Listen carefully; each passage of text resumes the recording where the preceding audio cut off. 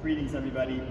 We're all familiar with the epitaphio, the icon of Christ going into the tomb that we use on Good Friday.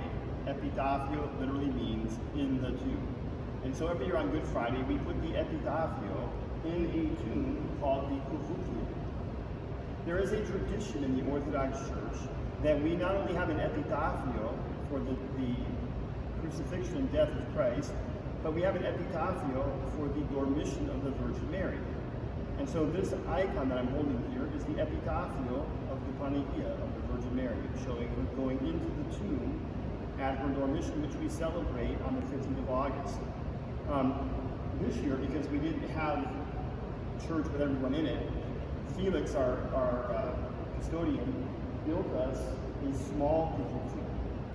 And I never had one of these before this year because I always thought that the big Cuvucleum that we used for Christ should only be used for Christ. So now that we have a second one of these, it's smaller, we got an epitaphio of the Virgin Mary, and we're going to lay it in the Cuvucleum tomorrow night at a special Vespers service. We've actually never held one of these at St. John's. So tomorrow evening there'll be a Vespers service, a procession with the epitaphio of the Virgin Mary, which we will then lay in the Cuvucleum, and it will stay here for her feast day, which begins August 15th and lasts until August 23rd, so that we can come and we can venerate the epitaphio of the Virgin Mary. I invite you to come to Vespers tomorrow.